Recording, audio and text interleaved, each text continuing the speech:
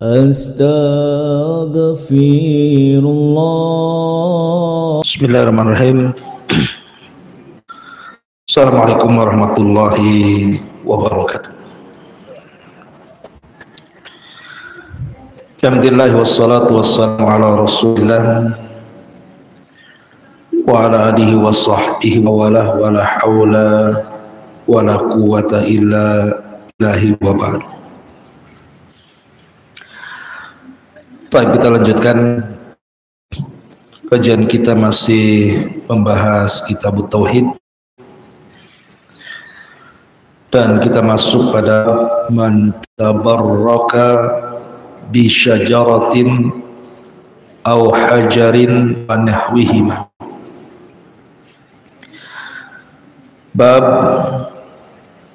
hukum orang yang mencari berkah dengan pohon ataupun batu atau yang sejenis keduanya.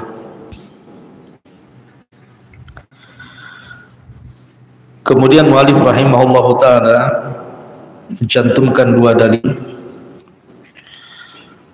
Pertama Al-Quran, dan yang kedua sunnah Nabi sallallahu alaihi wasallam. Adapun Al-Quran,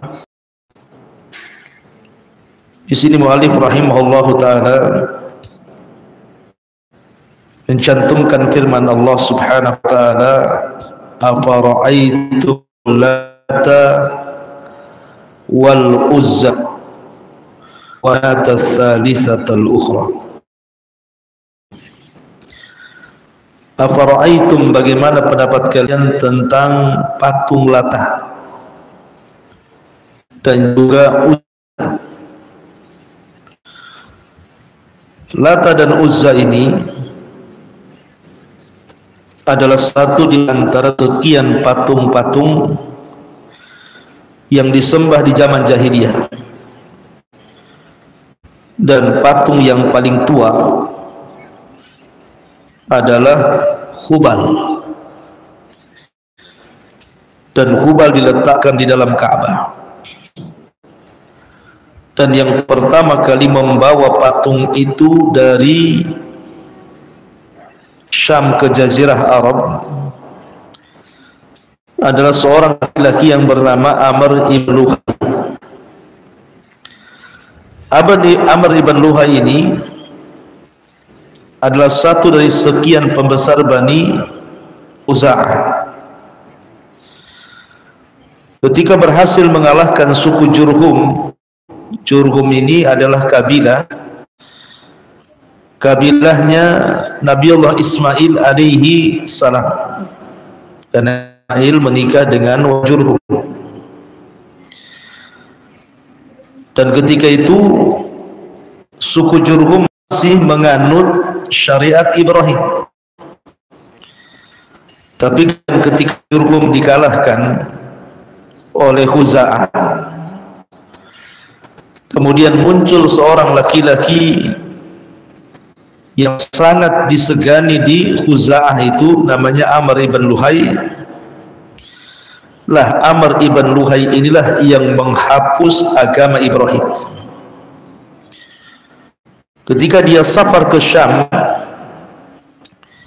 kemudian dia melihat di Syam itu ada orang yang menyembah berhala. Kemudian Amr ibn Luhai bertanya kepada orang-orang Syam itu tentang manfaat berhala-berhala yang disembah.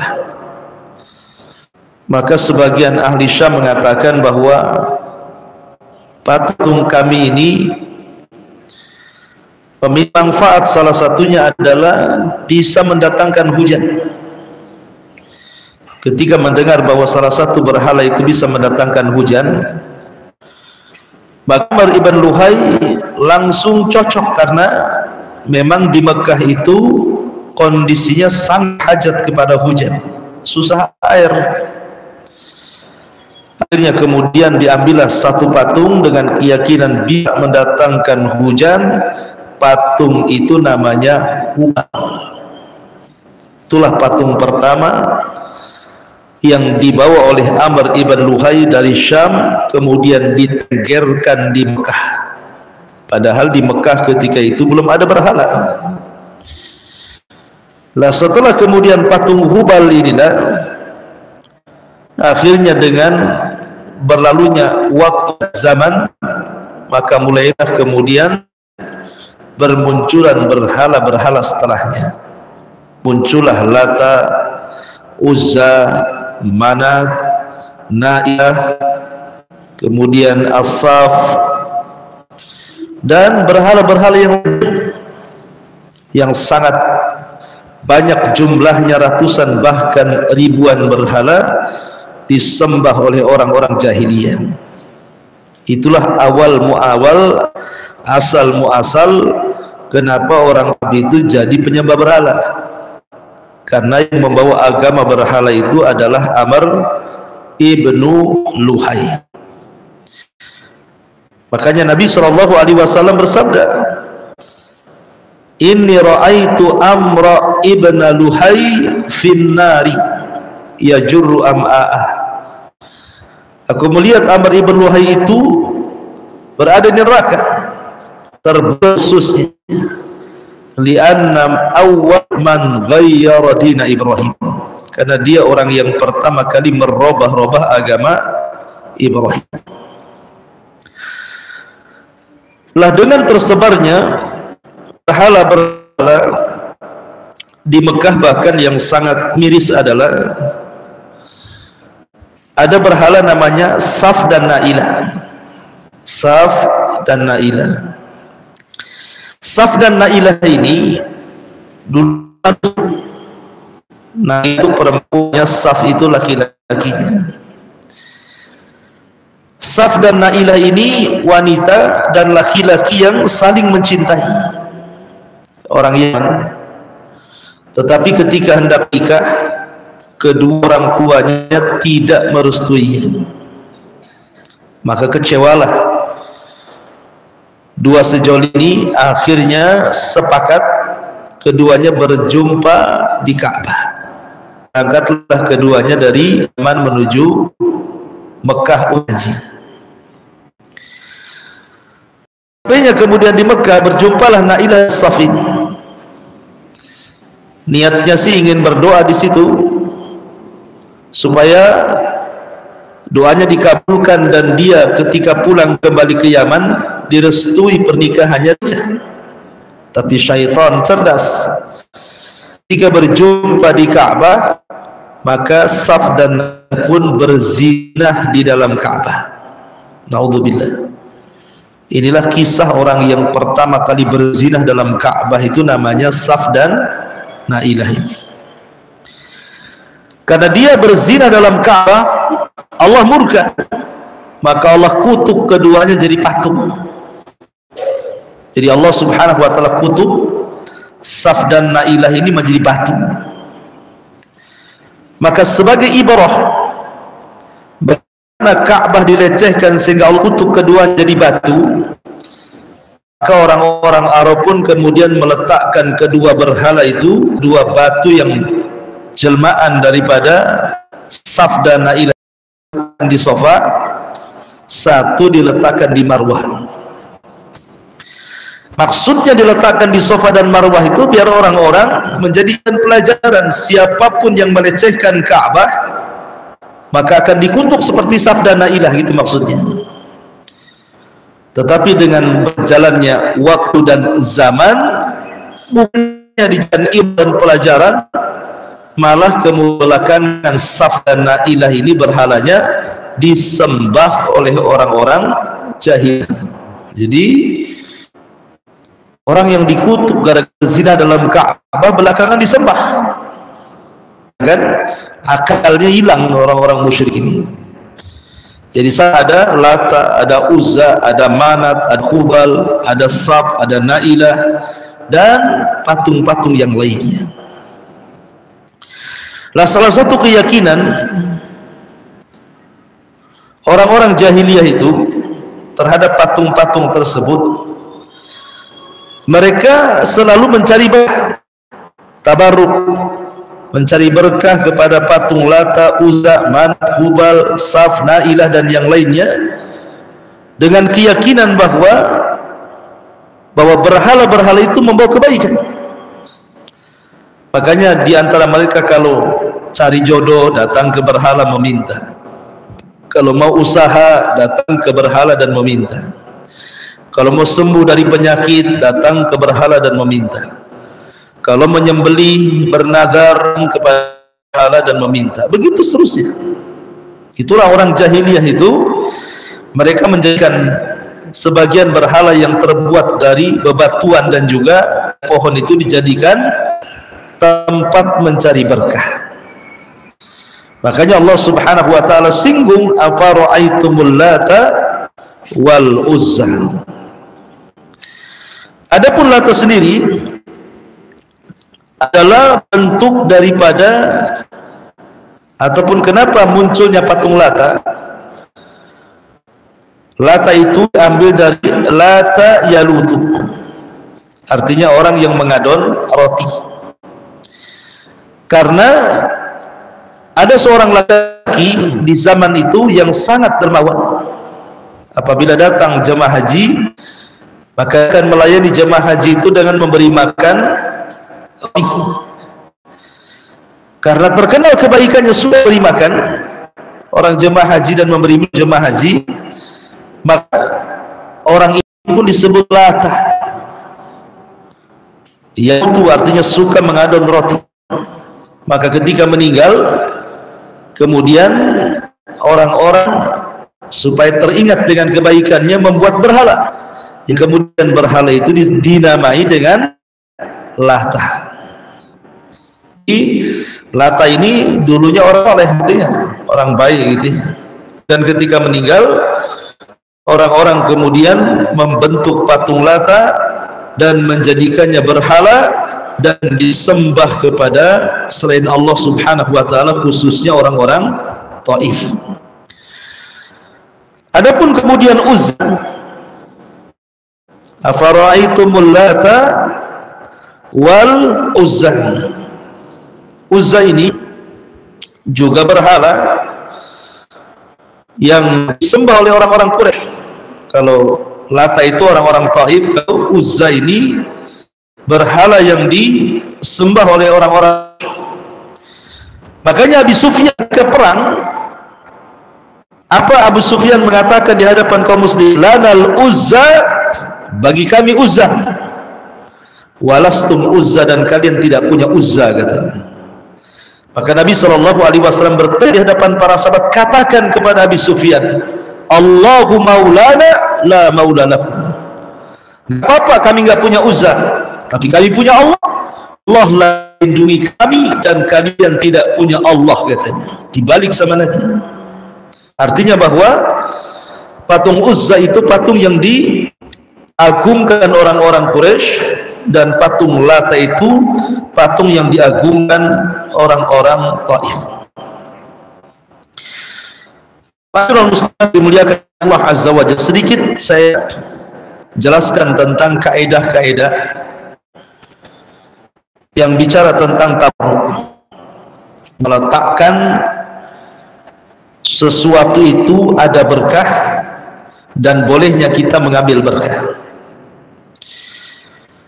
Ingat ibu bahwa berkah itu milik Allah. Berkah itu milik Allah. Allah Subhanahu wa taala atau Nabi SAW bersabda, al-barakatu minallah. Berkah itu datangnya dari Allah. Maka kaidah ini jangan meletakkan pada sebuah tempat, jangan meletakkan pada sebuah waktu, jangan meletakkan pada sebuah zat bahwa tempat, waktu atau zat tersebut mengandung, karena berkah itu datang dari Allah. Nggak boleh. Batu ini berkah, teh ini berkah, pohon ini berkah, waktu ini berkah, ahad ini berkah. Nggak boleh. Kaidah pertama, tidak boleh meletakkan sebuah berkah kepada tempat, kepada waktu, ataupun kepada zat. Karena yang meletakkan berkah itu Allah. Maka kesalahan, ibu lagi kumpulan, kemudian datang kawannya, Masya Allah, kedatanganmu membawa berkah. Nggak bisa tuh ya. Yang meletakkan berkah itu Allah. Tidak boleh menasabkan kepada orang. Ya, kalau bukan karena kamu, tentu majelis ini tidak berkah. Nggak boleh ya. Karena berkah itu yang meletakkan Allah. Jangan dinasabkan kepada zat, tempat, ataupun waktu. Kecuali memang zat tersebut, tempat tersebut, waktu tersebut Allah subhanahu wa ta'ala berkahi secara nas. Contoh zat, Nabi SAW itu punya berkah badannya.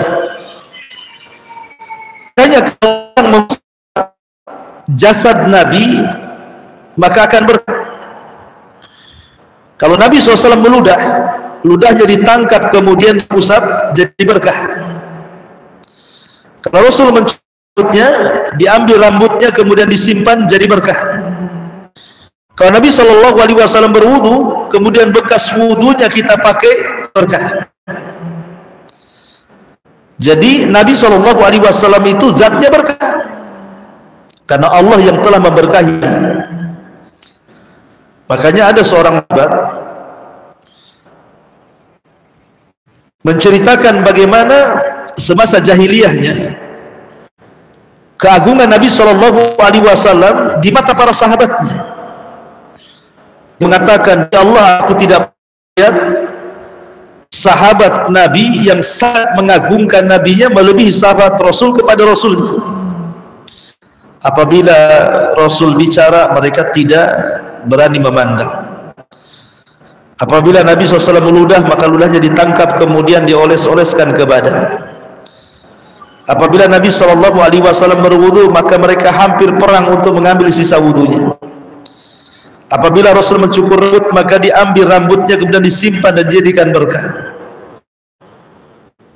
Pokoknya dijelaskan bagaimana keagungan Rasul di mata para sahabat. Tunjukkan bahwa ada zat tertentu yang Allah berkahi seperti Nabi. Kemudian yang kedua, tempat. Seperti Masjidil Aqsa. Allah mengatakan, subhanalladzi asra bi abdihi lailan minal masjidil haram ilal masjidil aqsa alladzi barakna haulahu linuriyahu min ayatina. Masjidil Aqsa itu kami berkahi. Berarti Masjidil Aqsa itu masjid yang berkah. Masjid Nabawi berkah, Masjidil Haram berkah. Lah tempat-tempat ini memang secara nas Al-Quran dan Sunnah memang tempat-tempat diberkahi. Makanya Nabi SAW melarang tidak boleh safar dalam rangka ibadah ke ketiga masjid, Masjidil Haram, Masjid Nabawi, dan Masjidil Aqsa, karena memang tempat-tempat ini diberkahi oleh Allah Subhanahu wa ta'ala. Kemudian waktu bulan Ramadan, Syahrul Mubarak, bulan berkah. 10 awal bulan Dzulhijjah, itu 10 awal yang penuh berkah. Lailatul Qadar, itu malam yang penuh berkah gitu ya. Jadi kalau seandainya sudah ditetapkan secara nas bahwa zat tertentu, tempat tertentu, waktu tertentu ada berkahnya, maka kita tetapkan memang itu ada berkahnya. Tapi kalau seandainya tidak ada nas Al-Quran dan Sunnah bahwa tempat tertentu, waktu tertentu, zat tertentu itu berkah, jangan dikatakan ada berkahnya. Makanya di sini di Tanjung Riau ini ada kuburan, kemudian kita nganggap itu kuburan berkah tuh. Kalau doa di situ mustajab, Kalau minta usaha di situ mustajab. Dari mana? Apakah Quran atau hadis Nabi mengatakan kuburan di Tanjung Riau ini ada berkahnya? Nah, gitu dia. Karena tidak boleh menasabkan berkah kecuali kepada Allah, atau tempat-tempat tertentu, pohon-pohon tertentu, waktu-waktu tertentu. Tidak boleh menasabkan keberkahan kepada zat, kepada tempat, kepada waktu, kecuali memang sudah dinaskan dalam Al-Quran dan Sunnah. Ini juga kaidah mengenal berkah. Kemudian juga kaidah mengenal berkah. Jadi berkah itu yang Allah Subhanahu wa taala turunkan, ada yang sifatnya zat dan dia muntakil. Jadi bisa berpindah. Ada yang sifatnya maknawi lazimah, tidak bisa berpindah. Contoh begini, Nabi SAW zatnya berkah, badan Nabi Rasul itu berkah. Kalau kita sentuh Rasul, maka berkahnya akan pindah ke kita. Kalau seandainya kita mengambil ludah Rasul, maka ludah Rasul jadi berkah. Seperti umpamanya ketika Allah sakit mata, kemudian diludahi Nabi SAW, sembuh tuh matanya kan. Artinya berkah Rasul bisa berpindah kepada kita dengan ambil keringatnya. Bahkan ada sebagian sahabat tuh sampai meminum darahnya gitu ya. Bahkan sampai kemudian mengusap-ngusap ludahnya.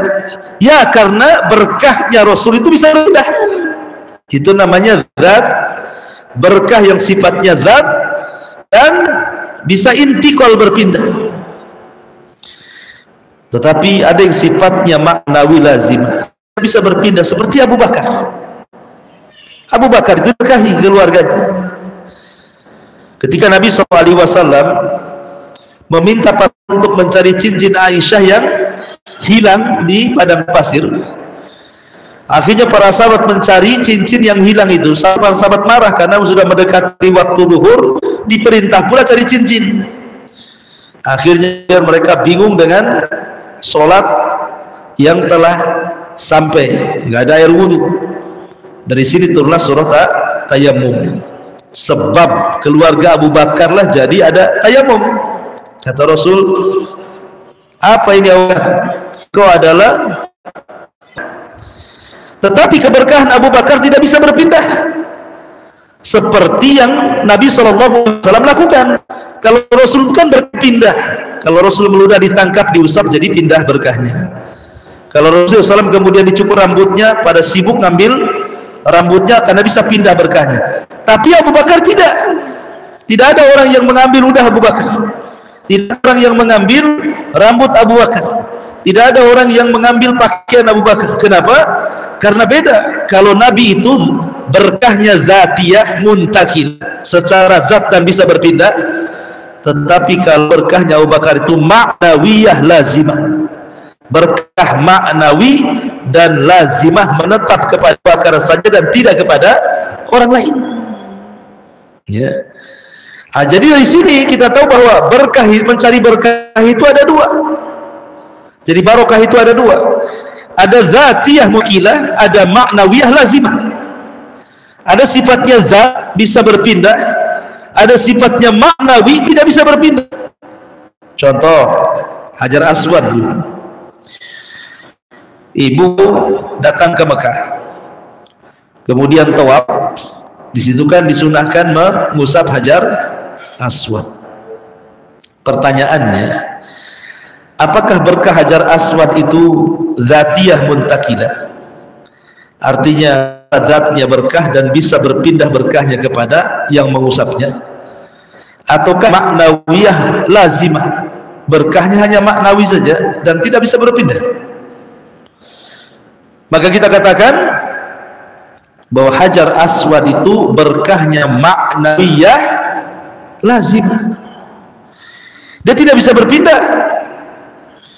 Jadi kalau seandainya ibu mencium Hajar Aswad kemudian diusap-usap Hajar Aswadnya, habis itu kita usap-usapkan ke badan gitu ya, atau mumpung gitu ya, kain ihramnya diusap-usap, bukannya dicium kayak orang ngusap kaca gitu ya, nempel kaca gitu ya, supaya nanti kalau apa namanya pakaiannya di bawah itu loh, ini pakaian berkah. Kenapa? Karena Hajar Aswad saya pel dengan saya. Nah, gitu. Ya, jadi Hajar Aswad itu maknawiyah lazimah, bukan dzatiyah muntakilah, bukan berpindah. Ya. Yang mudahlah air Zam-Zam. Air Zam-Zam itu berkah kan? Karena dia ma'un mubarakah gitu. Apakah dia dzatiyah muntakilah atau maknawiyah lazimah? Kita katakan air Zam-Zam itu maknawiyah lazimah, bukan dzatiyah muntakilah. Karena ada sebagian orang yang keliru bahwa air Zam-Zam itu zatnya berkah kemudian bisa berpindah. Sampai ada orang nyuci pakai air Zam-Zam. Ya, kan coba nyuci mobil pakai air Zam-Zam, Bu, di Saudi itu. Nyuci mobil dulu pakai air Zam-Zam. Kita aja sayang ya. Nah, orang umroh bawa pulangnya paling segede kecil. Di sana pakai cuci mobil tuh. Pakai ngepel rumah, pakai cuci namanya pakaian, karena disangkanya air Zam-Zam itu dzatiyah muntakilah. Jadi kalau mobilnya dicuci air Zam-Zam itu nanti mobilnya berkah. Enggak. Ya. Air Zam-Zam itu memang obat dan bisa untuk makan gitu ya, untuk mengenyangkan, hanya sekedar obatnya. Tetapi berkahnya muntakilah.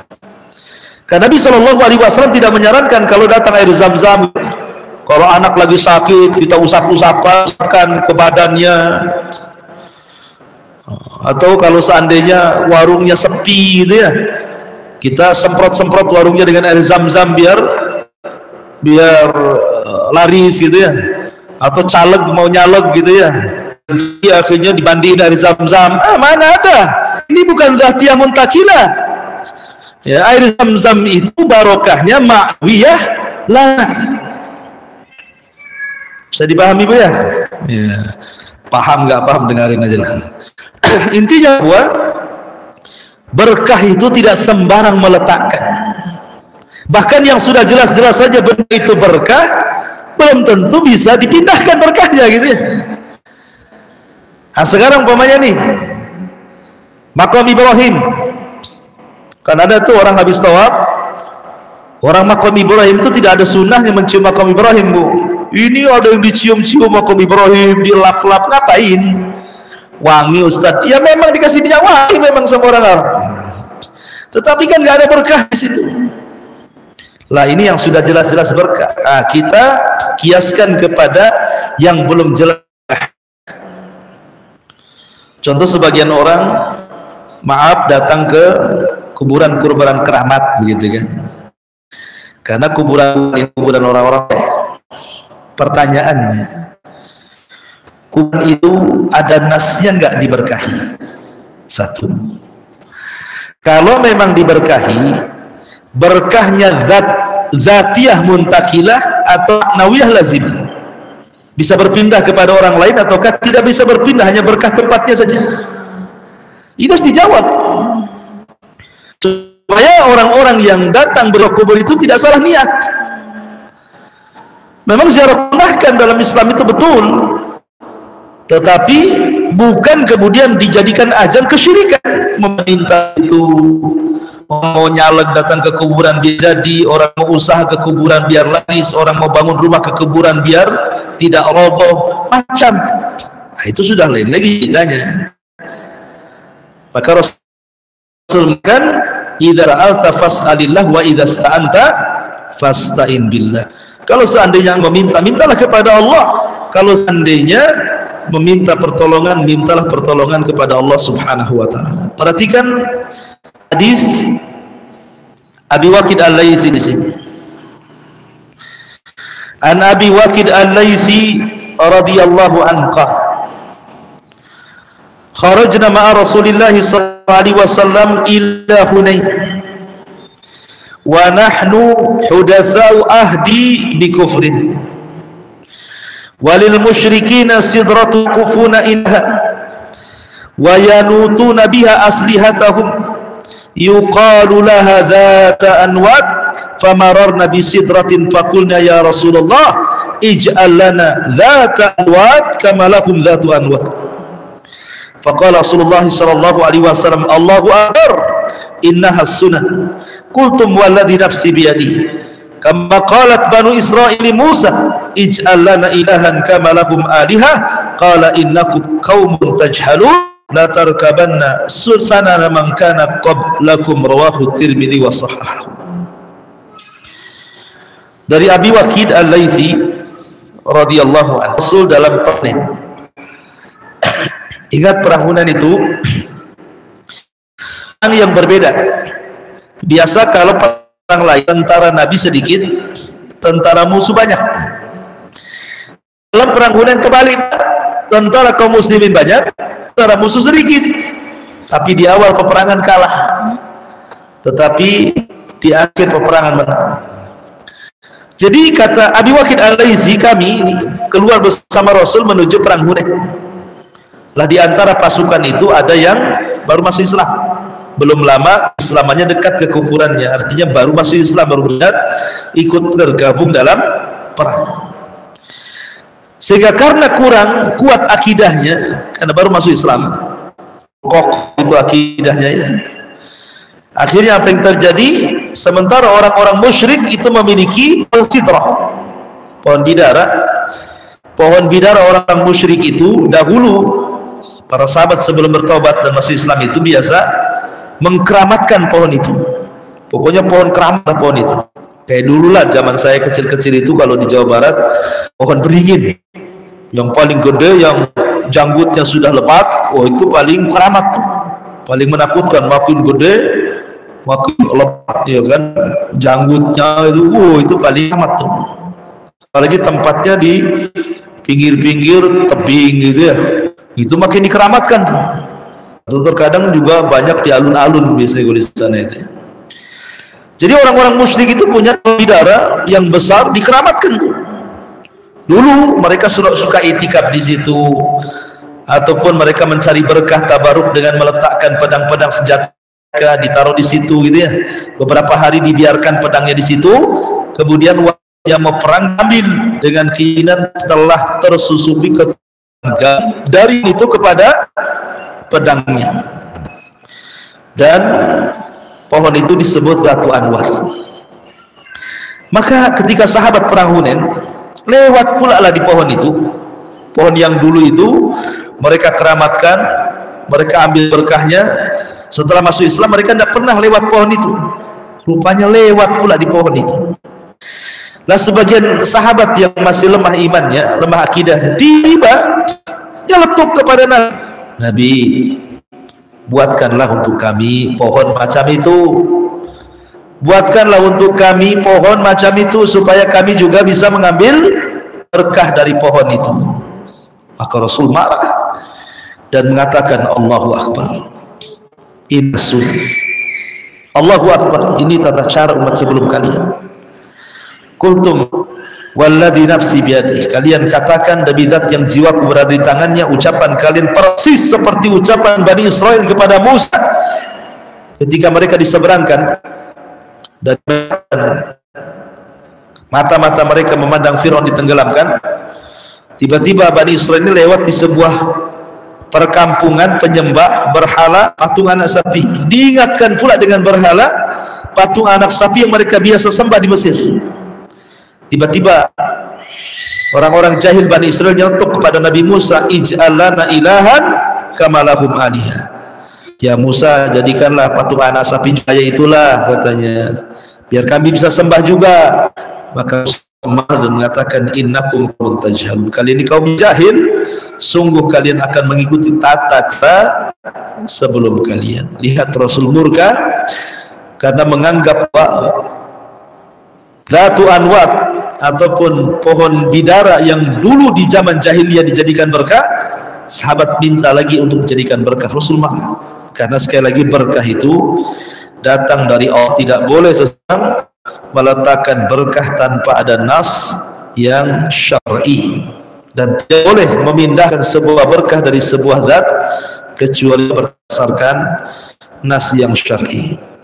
Wallahu alam. Ini diantara pembahasan tentang tabarraka bi syajaratin aw hajarin wa nahwihima. Jadi barang siapa yang mengambil berkah dengan pohon atau batu atau yang sejenisnya, maka sebuah kesyirikan yang bisa mengantarkan kepada syirkul akbar. Silakan sebelum saya tutup, barangkali ada yang tanya.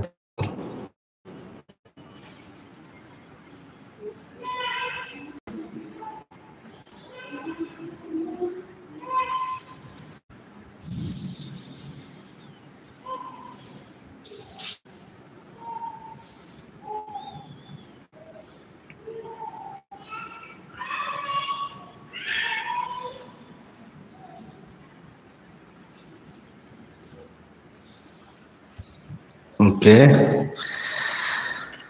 ada beberapa soalan.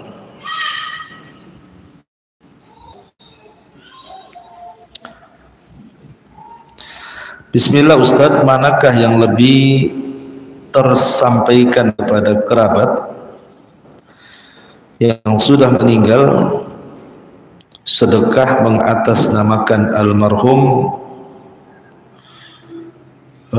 mengaji terkhususkan almarhum? Mana sedekah mengatasnamakan almarhum atau mengaji khususkan almarhum gitu ya? Allah. Ya, alhamdulillah. Nas yang sudah jelas, apabila seseorang mengirim pahala adalah bersedekah. Bersedekah dan sedekah di atas namakan orang yang sudah meninggal, seperti orang tua ataupun saudara dan kerabat gitu ya. Kita sedekah ke masjid, sedekah ke madrasah, sedekah kepada para fuqara wal masakin, kepada anak-anak yatim, pada janda-janda yang membutuhkan, begitu seterusnya. Pokoknya untuk kebutuhan ibadah, maka boleh diniatkan ditransfer pahalanya. Itu berdasarkan nas, ya, berdasarkan nas. Kemudian Ustadz, sebenarnya adakah doa arwah yang mendekati bulan Ramadan? Ya. Alhamdulillah,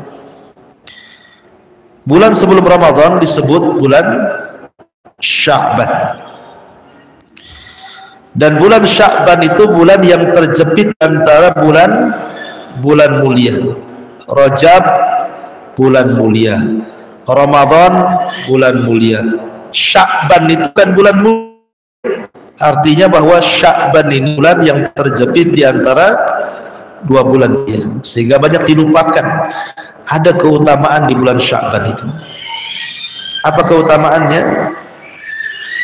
Keutamaannya bahwa di bulan Sya'ban amalan kita diangkat ke langit. 1 bulan amalan kita diangkat ke langit. Makanya Rasul tidak pernah puasa sunnah hampir 1 bulan kecuali bulan Sya'ban. Wallahu alam, apakah ada doa arwah khusus? Saya belum mendapat dalilnya. Karena doa arwah itu kapan kita bisa berdoa? Hari ini juga kita bisa berdoa dari masjid manapun, tidak harus mesti doa di kuburan. Kalau seandainya doa di masjid lebih baik lagi gitu ya. Maka doa arwah itu kapan saja kita mengirim pahala kepada mereka. Jadi tidak bisa dikhususkan dengan sebuah bulan. Kalau memang ada pengkhususannya tentu ada dalilnya, dan sementara ini saya sendiri belum mendapatkan dalil bahwa bulan Sya'ban itu khusus untuk doa arwah itu ya. Karena doa arwah itu kapan saja ya gitu. Bahkan ada seorang sahabat namanya Rabi bin Khaitham, itu kalau keluar di rumah menuju masjid,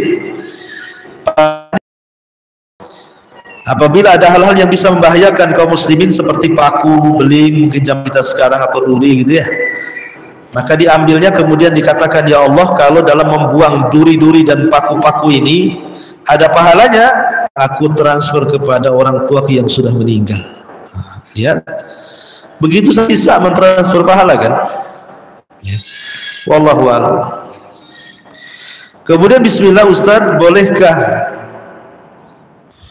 menamai nasi kotak yang disediakan untuk jemaah salat Jumat dengan nama nasi Jumat berkah. Jumat berkah, Jumatnya berkah, tapi apa nasinya berkah gitu ya. Kemudian apakah pengadaan nasi untuk jemaah salat Jumat termasuk bid'ah sebagaimana orang membaca surah yang hanya dikhususkan di malam hari Jumat saja? Iya, sebaiknya namanya jangan nasi Jumat berkah ya.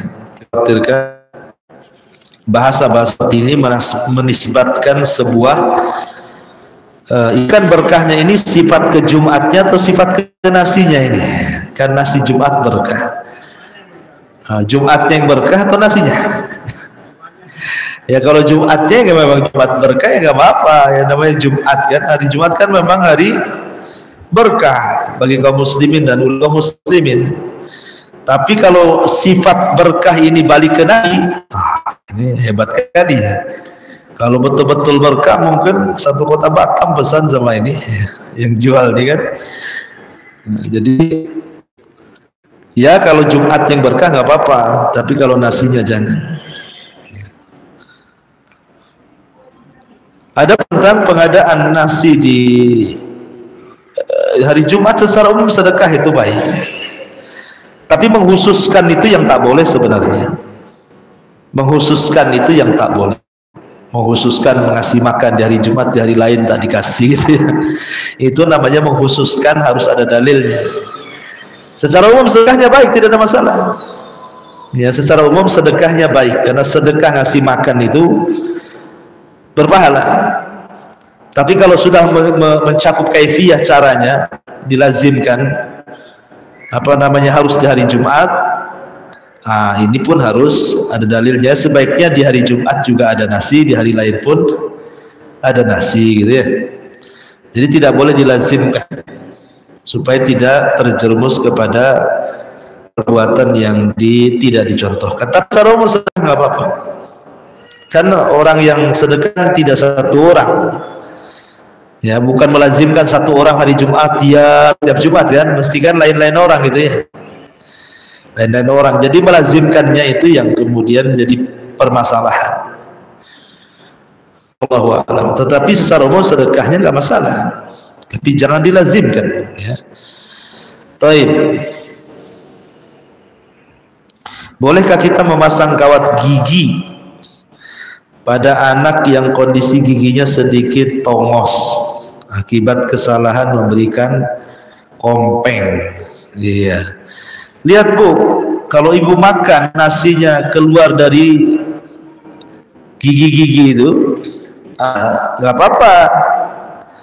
Ya, bahwa giginya terlalu renggang, kalau makan pula keluar dari situ nasinya, maka nggak apa-apa.